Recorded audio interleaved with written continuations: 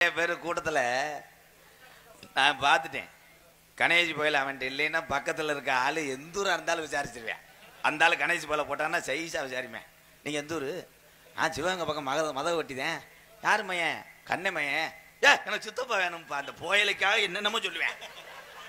அவன் உடனே உங்களை நீங்கள் நான் பார்த்தது இல்லையா? உங்கள் அப்பாட்ட கேளுப்பா. என்ன கேளு. புயலை ஓடுவியாக்கும் சைஸா. அவன் ஆமாம் 3 ஓட்டுக்கு தான் இருக்கு.